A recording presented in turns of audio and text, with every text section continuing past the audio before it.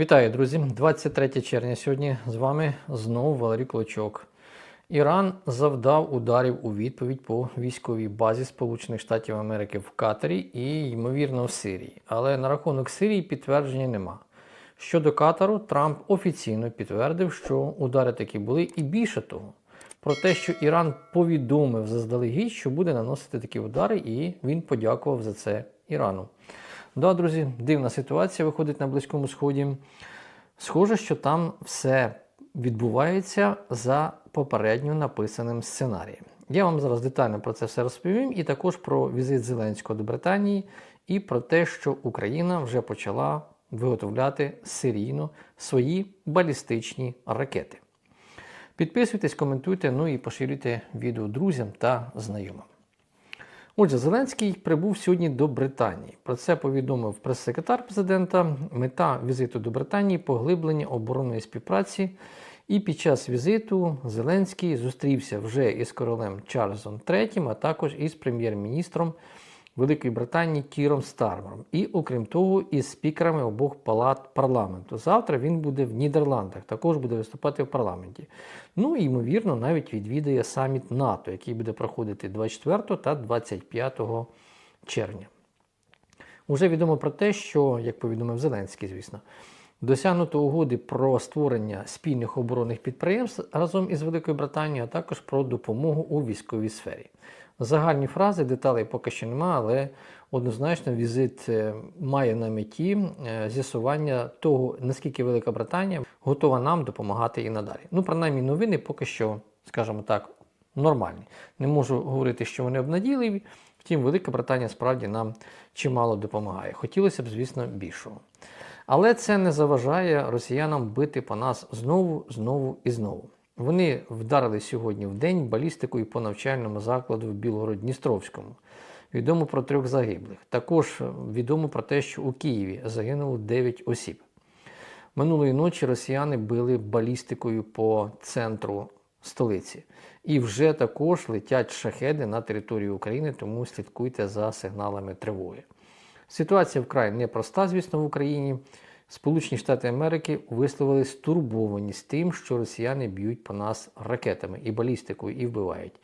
Посол США при НАТО Мєдвєдєва також заявив, що американський президент розчарований через російські удари по цивільних об'єктах і великих містах в Україні, але вкотре повторив, що Трамп очікує від обох сторін щось. Що він від нас очікує, мені, чесно кажучи, сказати складно, може також, як і Путін, капітуляції. Але я не виключаю, що російсько-українська війна буде в центрі уваги майбутнього саміту НАТО. Принаймні, європейці налаштовані в цьому сенсі дуже-дуже позитивно. Посол США при НАТО Вітакер сказав, що Трамп розчарований через такі удари посеред переговорів. Ми закликаємо обидві сторони до стриманості, хоча ми не б'ємо по території Росії ракетами. Втім, я сподіваюся, що це скоро відбудеться.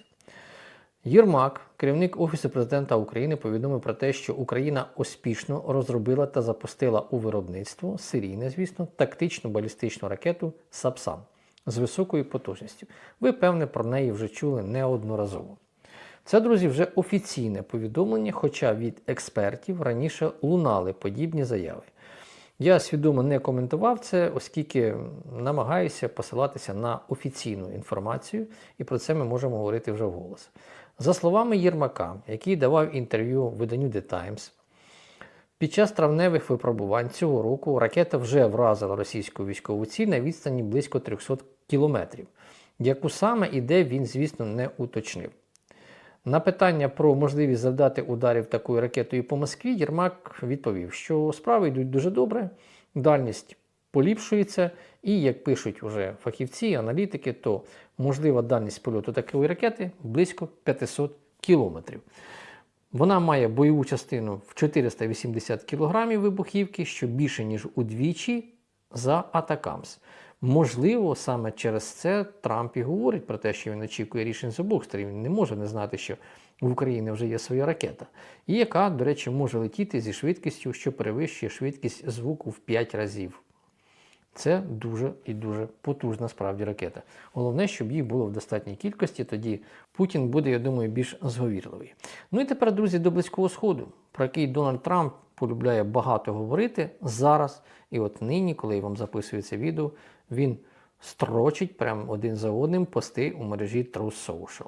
Є справді йому про що писати, тому що історія на Близькому Сході має дуже дивний сценарій.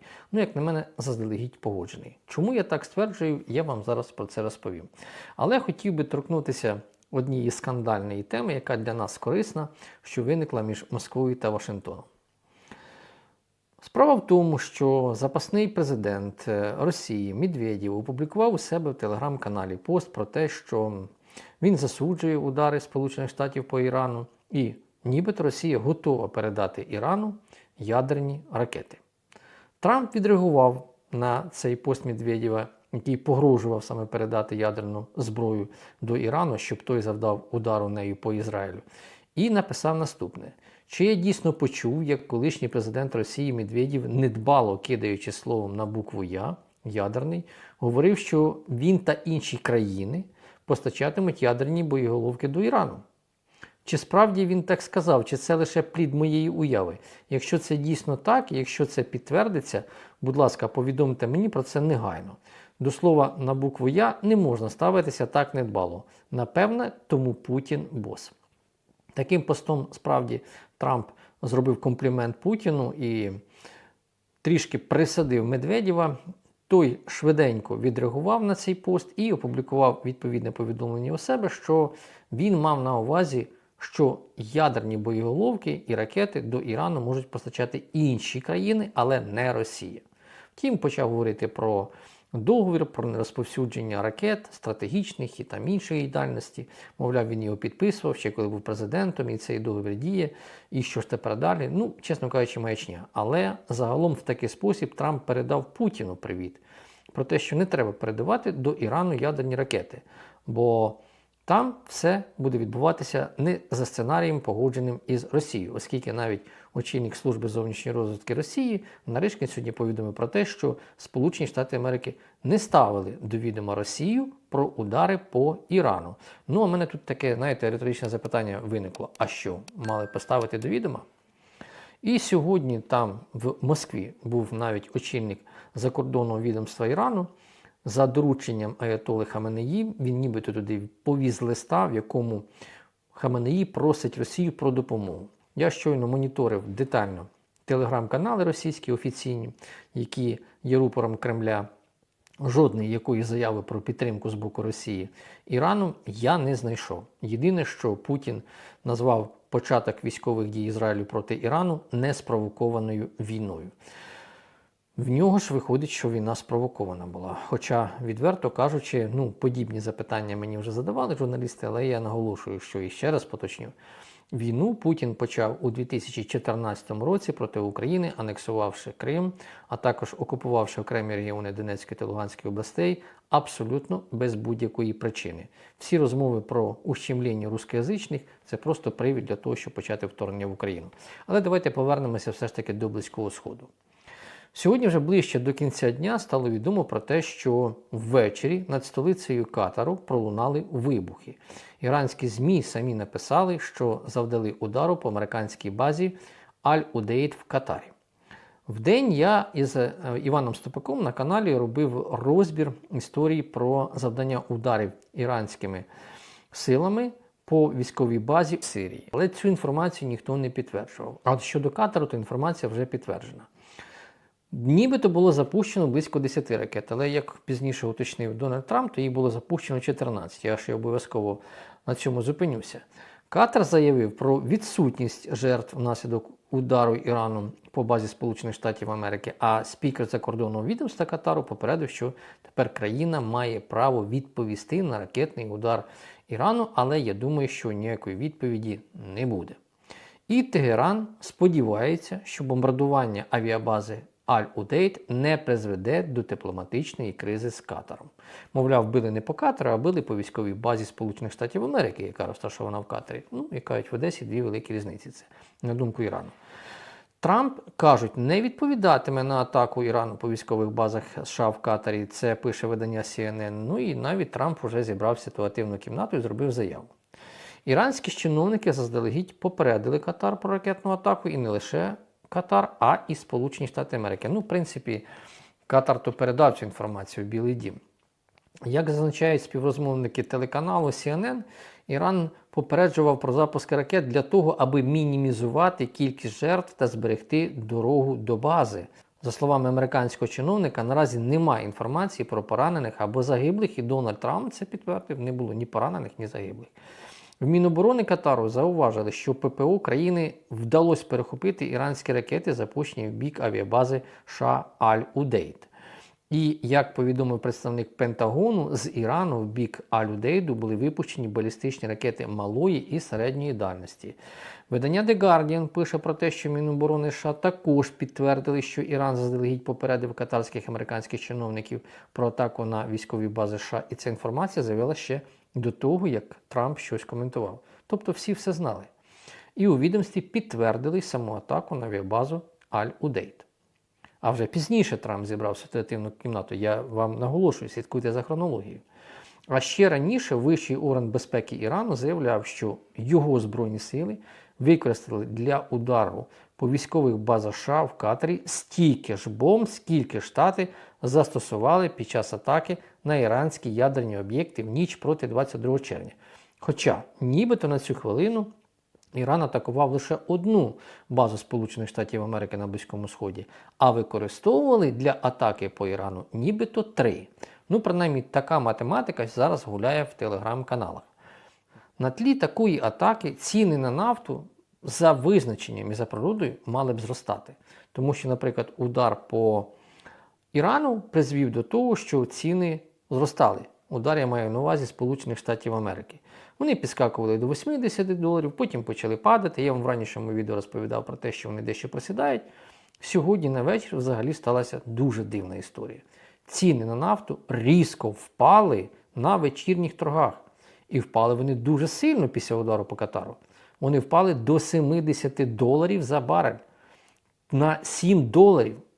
І рахуйте це буквально за кілька годин. Це означає, що ті, хто торгує нафтою, чудово розуміли, що ніякої ескалації на Близькому Сході не буде. Ормську протоку ніхто перекривати не буде. Ну і певний Путін через те дуже скупо прокоментував підтримку Ірану, розуміючи те, що вся ця війна дуже скоро закінчиться. Удари помсти ніяк не торкнулися енергетичної інфраструктури. Запущені ж Іраном ракети, за попередніми оцінками, не потрапили за цілями.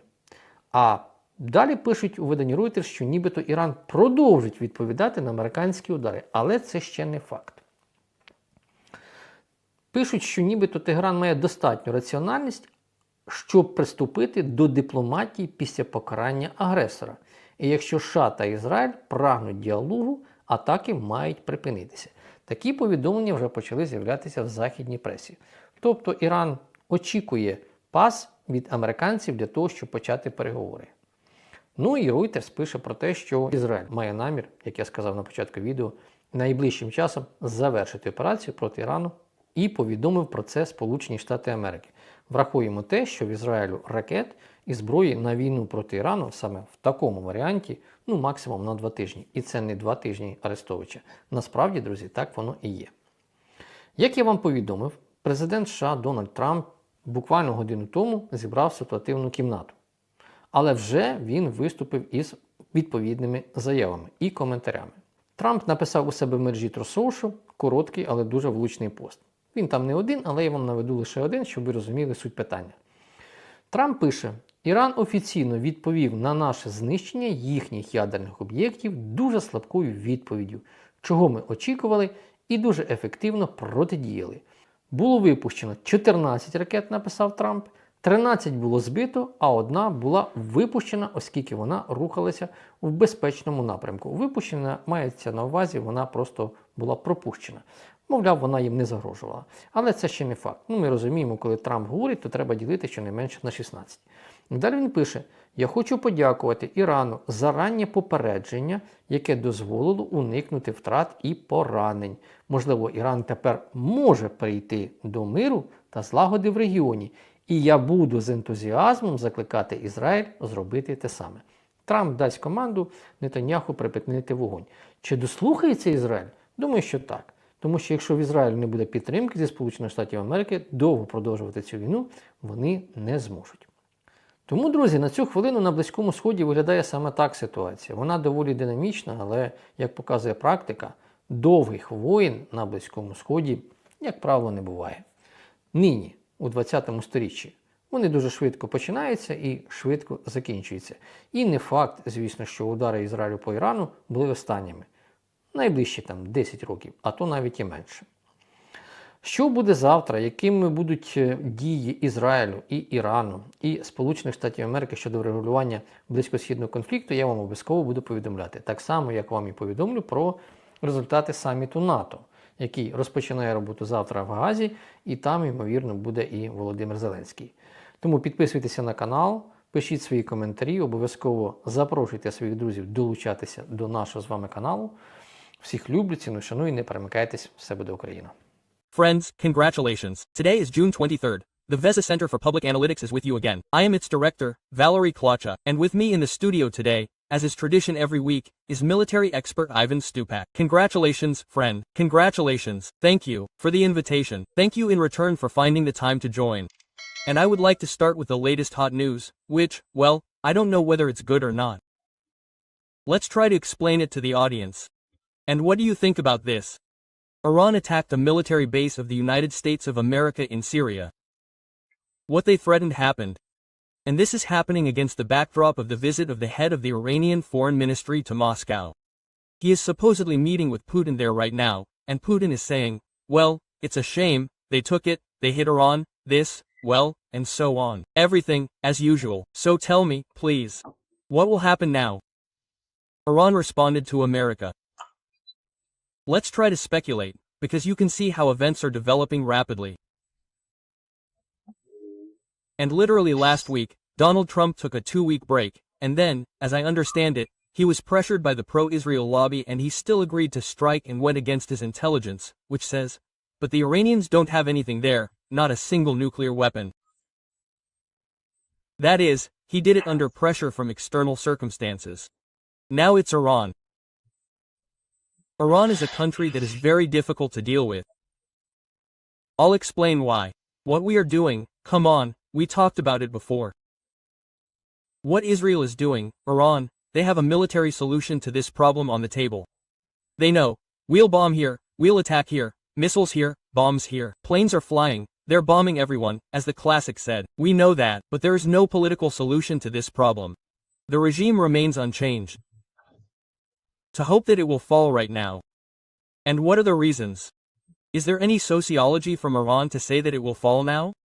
Yes, the number of dissatisfied people is constantly growing. The number of public disobedience actions is growing.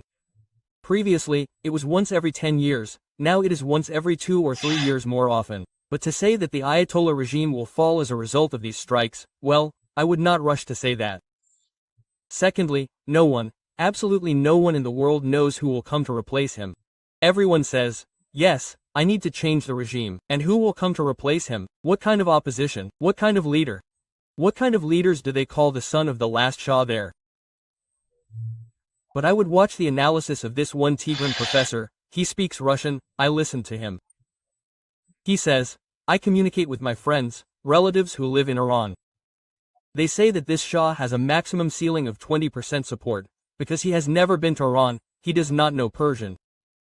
Therefore, well, talking about the fact that all this will collapse there now and everything will be American or Israeli, is not worth talking about. Now we are moving towards your question. You say that Iran may take revenge.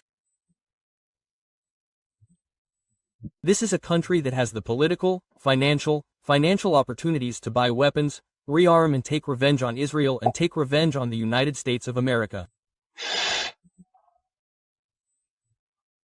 And literally over the weekend I communicated with my friends there, well, acquaintances in Europe who are involved there. I'm not saying big politics, no, but there are some connections there, and they all say as one, phew, we've exhaled, and thank God that Europe stayed away from this strike, because to Europe, well, let's be frank, from Iran to Europe, well, how about 2 bytes to convey? I'm not talking about massive shelling from Iran, Europe, but there are some terrorist actions there. It could have been done easily. America is somewhere very far away, it's hard to reach there, but here the focus of attention and all the hatred of Iran is focused on two countries. The Europeans stayed away and they are now sitting quietly and don't say anything about it there. Now what can Iran do at all? These attacks on Syria can be done by the American military.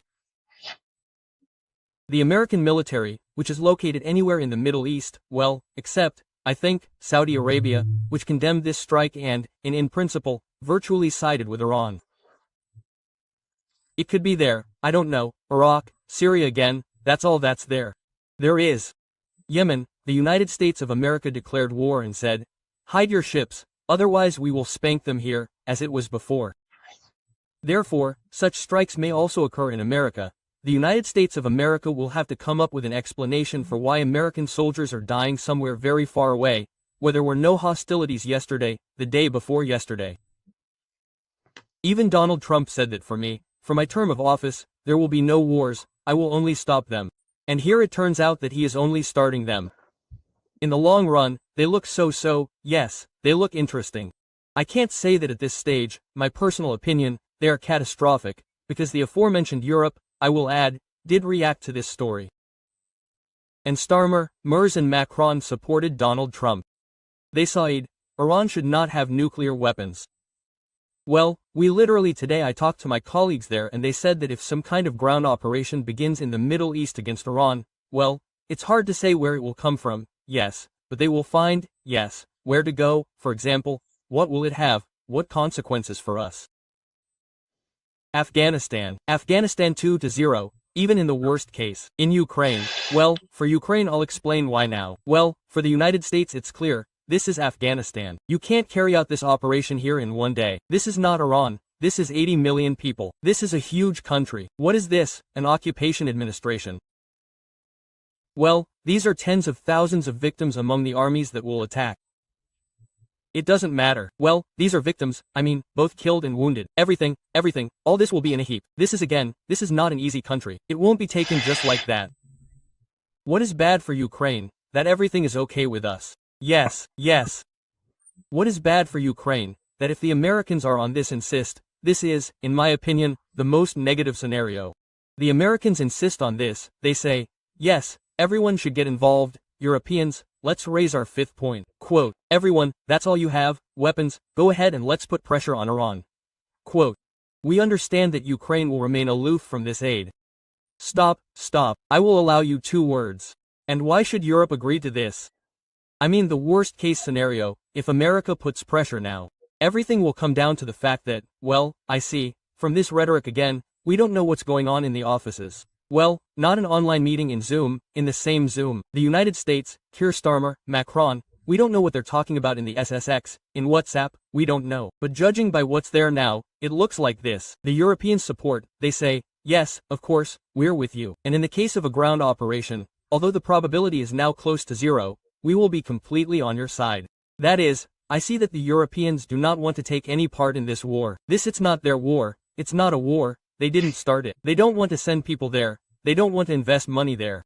But the United States of America is demonstratively showing that yes, we will, well, when you start there, and we understand that Donald Trump, well, I think, will not risk starting a ground campaign, at least from what we see now. We are not running ahead. Therefore, I consider it one of the worst case scenarios that, for example, Donald Trump called Starmer, said, now there will be 500% tariffs on all your products, urgently jump into the war. Well, it could be like that, it could be.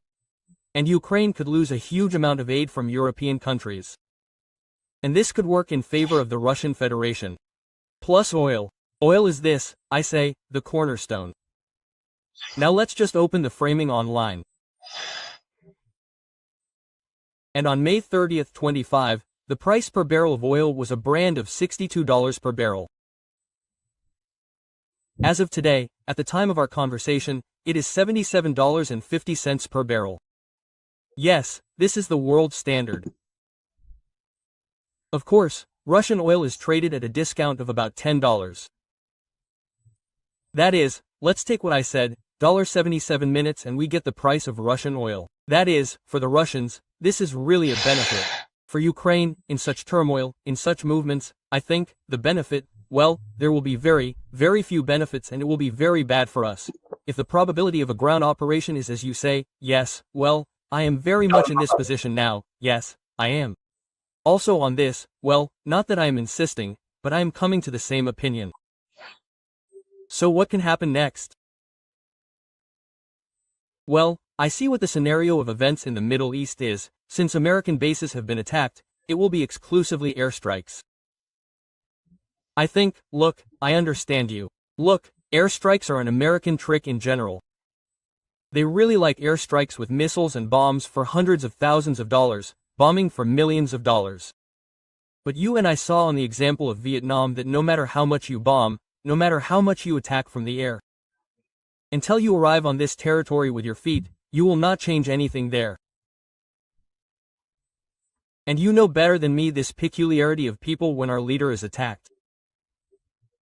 Yes, he isn't there, but he is our, right?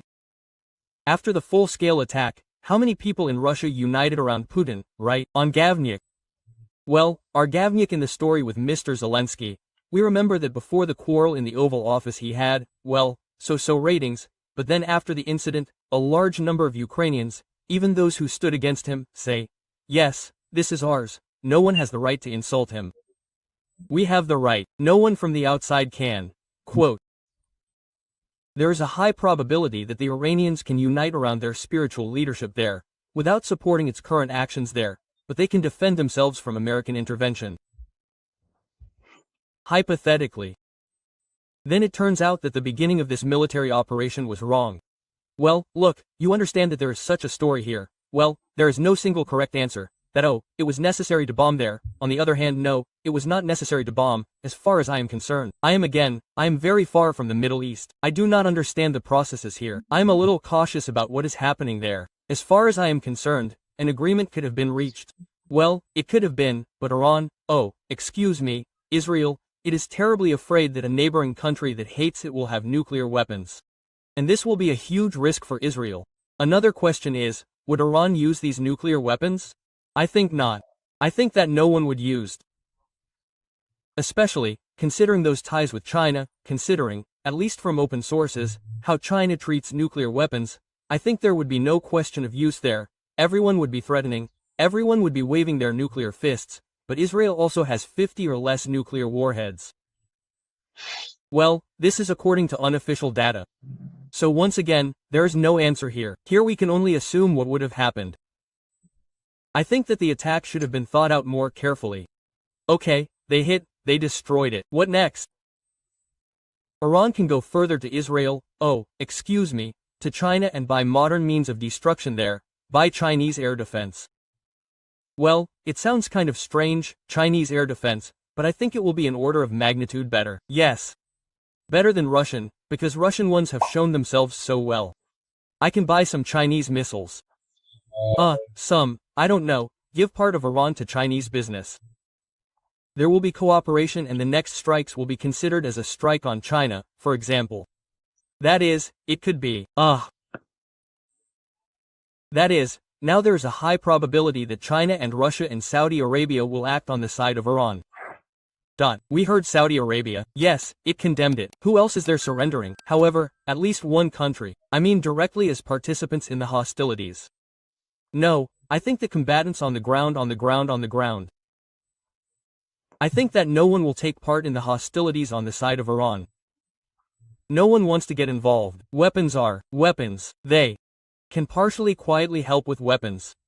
Russia can transfer something like that, but let's do it like that two sides. Russian weapons have already shown themselves, well, no way. Israeli aviation, it behaves in the airspace of Iran, as if it were at home, only it doesn't take off its slippers and doesn't rest. That is, Russian air defense is zero. At least as of now they really can upgrade there. And about small arms, about some Russian missiles, well, it's not worth talking about now, because these are all ground-based combat operations. Russian missiles, the Russian Federation itself needs them to openly transfer to Iran. Completely cut off contacts with Israel, cut off contacts with the United States.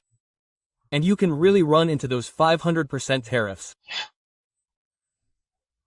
I think that the Russian Federation now has a limited functionality for responding. Only mediation. Putin is proposing it. We are ready to mediate. Trump said, we don't need it. And China, then, what situation will it find itself in if it starts supplying weapons? Well, you say, quietly somehow 3 planes supposedly flew to Tehran after. I think not now. I think not now. I think that it will be after the end of this phase, this war. Some kind of agreement will be signed there with China. Because I think, once again, my assumption is that China is now on open confrontation will not work. Partially supplying some technologies may be undeniable. Then, my friend, I apologize for interrupting, but it turns out that the Americans' calculation was correct. Since Russia has nothing to help, China will not join, very rightly so. The problem has not been solved, the problem has been postponed. And next time this problem will be much larger in scale, in consequences.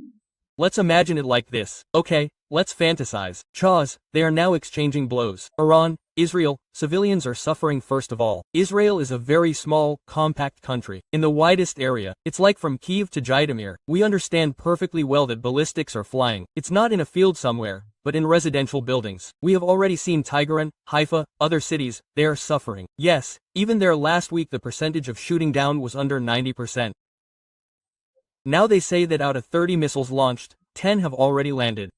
That is, it turns out that 2/3 are lost. Not 90%, but 2/3. Of course, gradually the effectiveness of, Israeli air defense is falling. The civilian population will suffer. Okay, we've reached the mark. Iran has shot down everything possible. Israel has shot down everything possible. The population of each country says, well, this is a bomb, let's stop, we're tired already. This is very approximate. What is Iran doing? Well, for example, what would I do? I would see that what I had previously counted on is not working, that the underground warehouses should be even deeper, because the bomb could be like this. I would make them much deeper. I will not buy something that the Russian one has not justified itself. Or I will buy the Russian one, provided that they completely rethink it for me, so that it can withstand the American, Israeli one. Including how I buy something Chinese. If China wants to cooperate with me, I would do that. And then in 3 to 4 years I would start a completely new campaign against Israel with much greater consequences, taking into account all the points that I see now, how the air defense works, how the Israeli aviation works, where Israel's sore spots are located. And it would be completely different. That is, in any case, according to your logic, Iran is interested in concluding a deal. I think, yes, it will conclude a deal. Once again, no one can exchange missile strikes like that for a long time, because all stocks, they are limited. How are stocks limited? Stocks of air defense missiles. Airland, this Iron Dome, it is also not rubber. Sooner or later the charges run out. And last week the Western press already wrote that the Israelis already feel that the joints of their legs are gradually emptying. The Iranian company, the Iranian joints write a lot about what Israel strikes precisely at the complexes where these missiles are located, but entry, exit, that is, we understand that there's no entry, no exit. Well, sit there with your missiles in the dungeons. Next time, the Iranians will 100% take these moments into account and everything will be completely different. Once again, the issue has not been resolved, the issue has been postponed. Yes, I agree with you, but considering this whole history, will it be beneficial for China, for example, to continue this war? Why? I'll explain, because well, it turns out that if, for example, they close the Strait of Hormuz, as Iran threatened, well, they made a corresponding decision in parliament, the Americans warned them that this cannot be done. Moreover, there have already been such examples in history. They blocked, unblocked, well, they have already passed. There will be some kind of price jump and China does not receive it, and India, they receive a lot of oil there, not only these countries, others from Iran. Well, Russia is in such a bind here, I apologize. Well, why not? But then I have a rhetorical question. Why are Russia and China against this war? Well, China, okay, and why is Russia against it? Well, I think it's more about the history of alliances, because this year, right, the regime fell, yes, the Russian Federation lost one of its largest allies in this location. Let's remember how Russia felt just calm, comfortable in the territory of Syria. Our regime, is completely under its control. There is a really huge risk that they will lose an ally. Well, there is a certain risk of another ally. And what remains then? Only North Korea and partly China. In principle, the Russian Federation has more allies. So in this case, it is generally a positive story for us. Well, Iran is not falling. The regime is not falling. The regime, well, we want it to fall in one day, but, well, we understand that it doesn't happen that way. Moreover, remind us that Trump really gave 60 days to sign the agreement. Iran categorically refuses to sign any agreement. And that story with the 409 supposedly, yes, kilograms of enriched uranium, well, it has become quite public and discussed in the media. Even the IAEA cannot explain where it went, this uranium. They don't see it. Uranium says, we will continue to do what we are doing. And here, well, in principle, it is absolutely logical that at least they postponed it for some period. Maybe Khamenei will die there. Well, yes, there will be successors. Well, there will still be some movement. Well, the Russian Federation announced that it can help Iran in the production of nuclear weapons. That is, well, and this is an interesting moment. Then, it means that Russia becomes an accomplice of a terrorist, which, well, Iran is listed as a terrorist country by the United States of America. It is recognized as such, but the Russian Federation maintains normal relations with it. Relations, concludes an agreement on cooperation there. It was concluded in the same year. So nothing. Maybe this is, well, once again for your esteemed audience, we assume, well, different options. Maybe this is an attempt to flex muscles and try to squeeze the Americans, that the Americans, well, let's start a more normal dialogue with us here. Open the Russian diplomatic mission again in full force in the United States.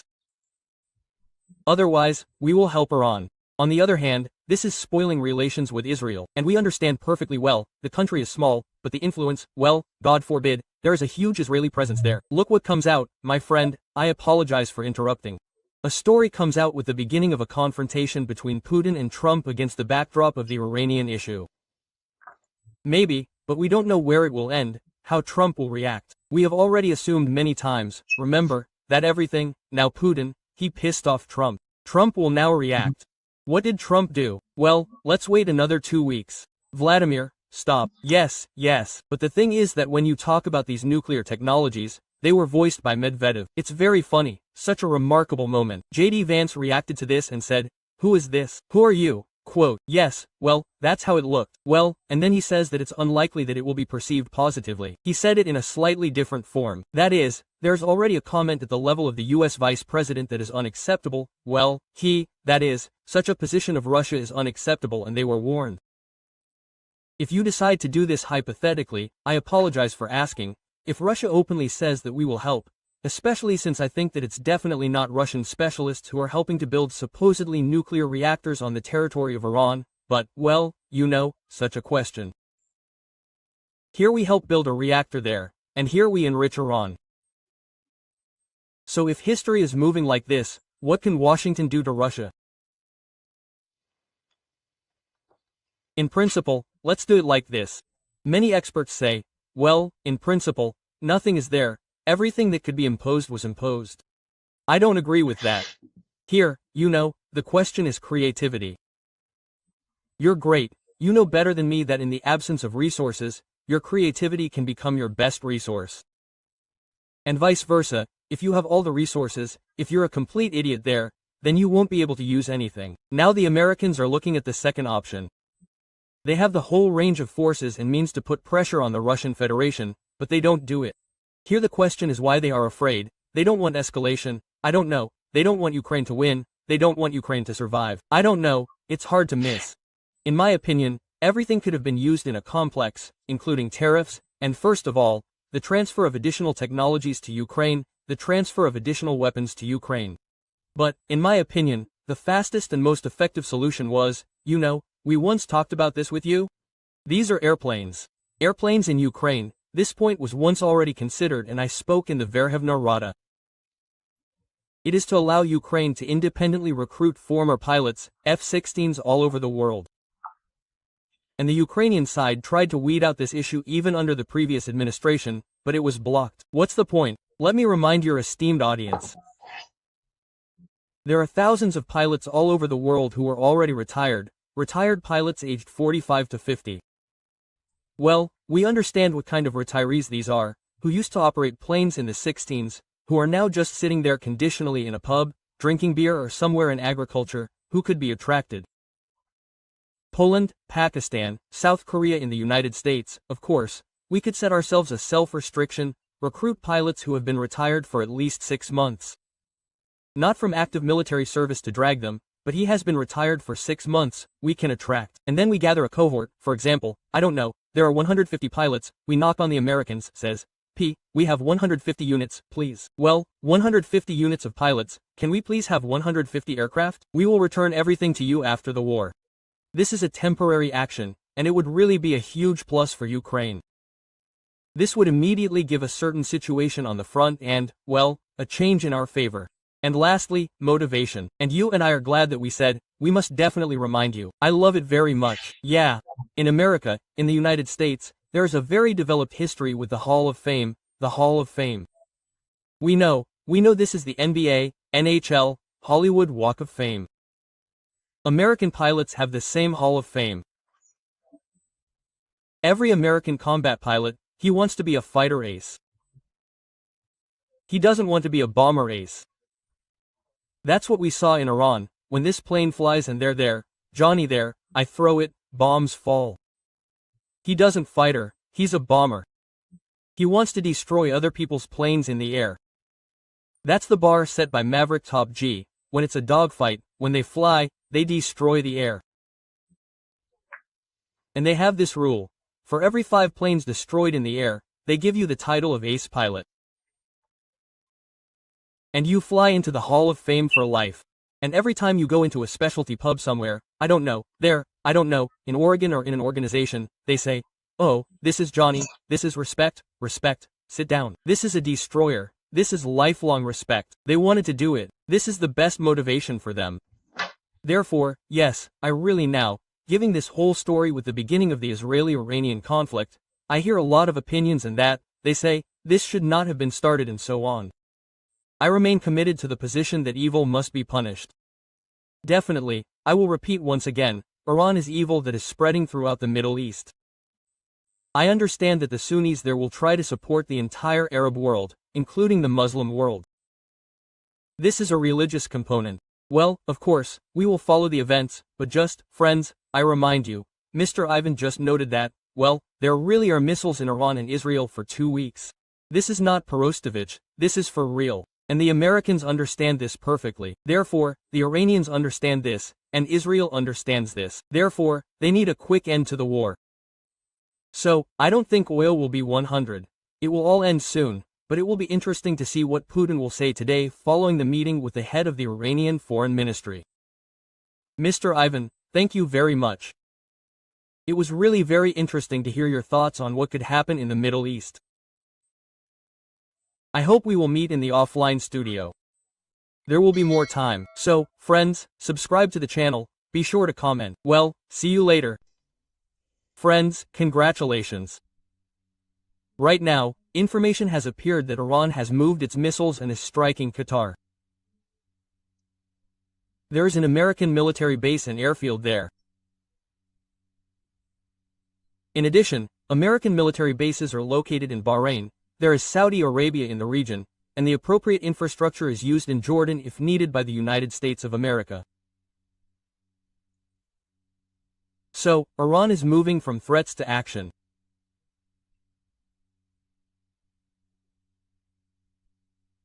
The fact is that just today, the American channel NBC News reported that Iran privately transmitted a message to the United States of America that it was going to strike American bases, and that the situation could escalate if the United States of America resorted to strikes on Iran.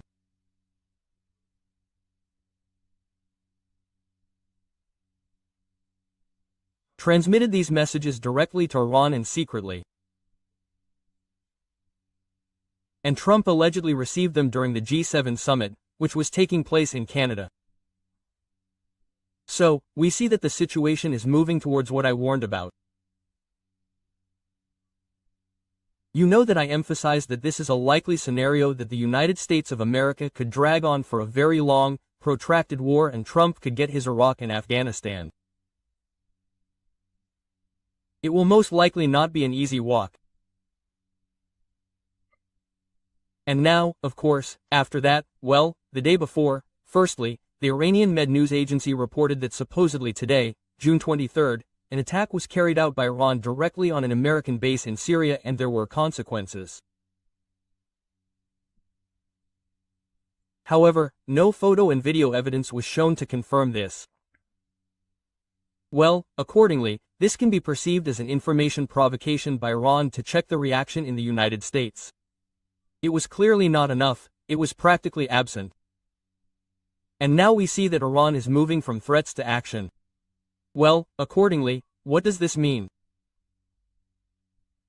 It means that either the United States of America will not attach much importance to this incident, these attacks, because they may be repeated.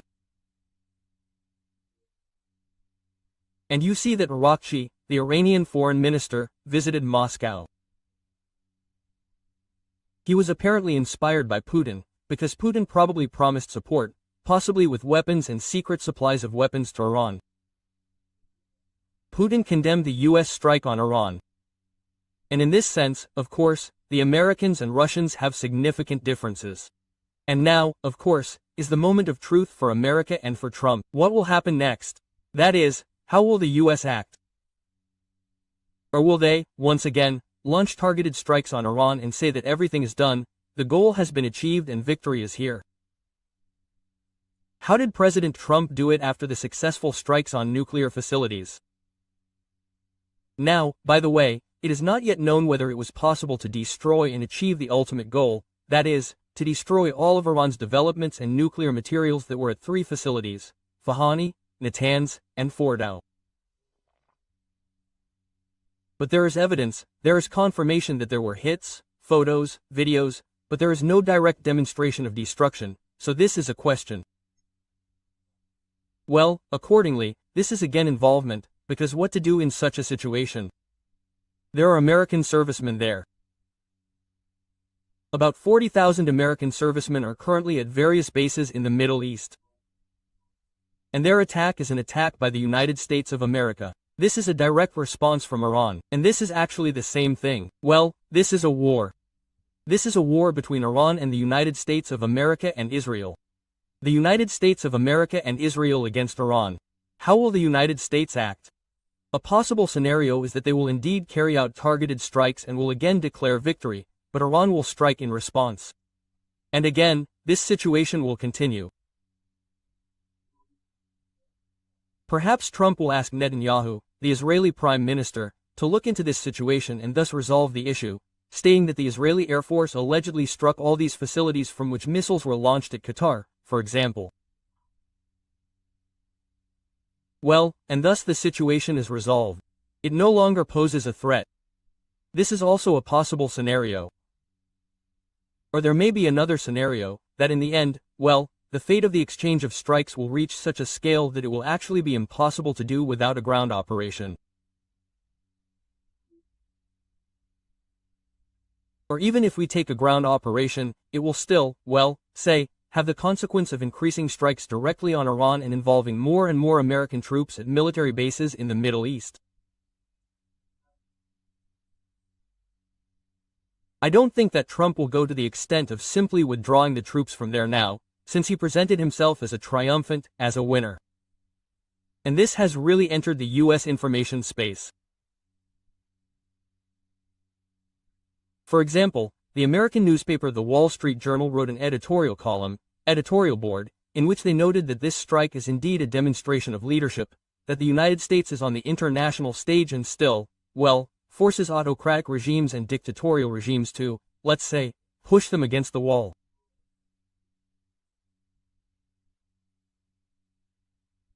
Of course, we would like the United States to act and push Putin's dictatorial regime against the wall, and that the Wall Street Journal and other American publications would remind President Trump of this, because the American leader, unfortunately, has not reacted to another terrorist attack by Russia on the Ukrainian capital, Kyiv, where people have died, there are injuries, there is significant destruction. And, in fact, only the United States ambassador to NATO Whitaker reacted to this, noting that the United States and Trump supposedly condemn such strikes on Kyiv, on Ukraine, but here the situation is escalating.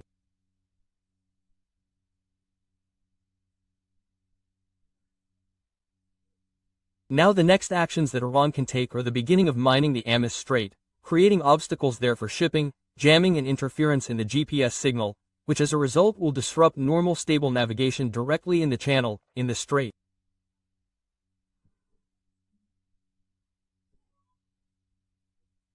This can lead to an increase in oil prices. Trump has already spoken out against this. He wrote an article saying that don't even think about causing an increase in prices and called on the U.S. Department of Energy to increase drilling and oil production. Well, for Americans in the short term it is profitable, because they can extract oil and sell it at a high price.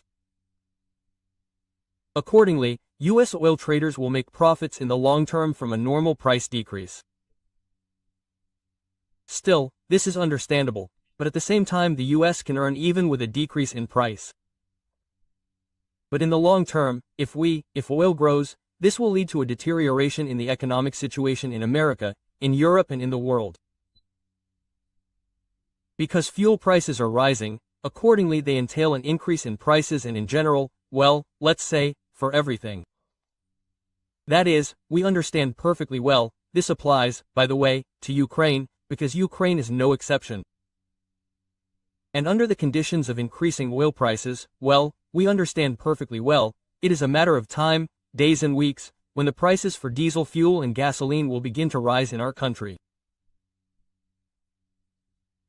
And with all the ensuing consequences, that is, with a significant increase in prices, because logistics, because production, transportation, everything that is included in the cost price, will accordingly entail an increase in prices for the end consumer.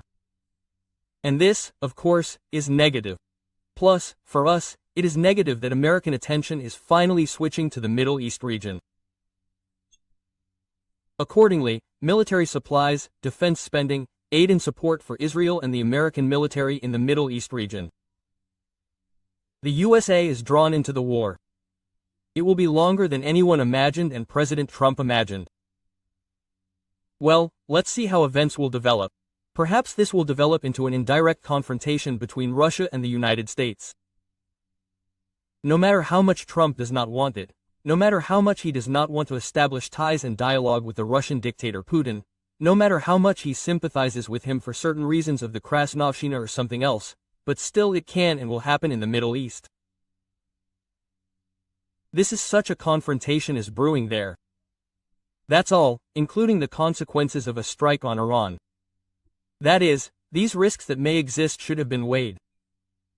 The United States will be involved, because, well, there is no other scenario now. Unless the United States and Trump make concessions, try to somehow settle this situation and present it as minor incidents and limit themselves to targeted strikes. But again, what if Iran again launches targeted strikes? The situation is dynamic. I will definitely keep you informed. Subscribe to the channel, write your comments, stay and remember despite everything. Glory to Ukraine!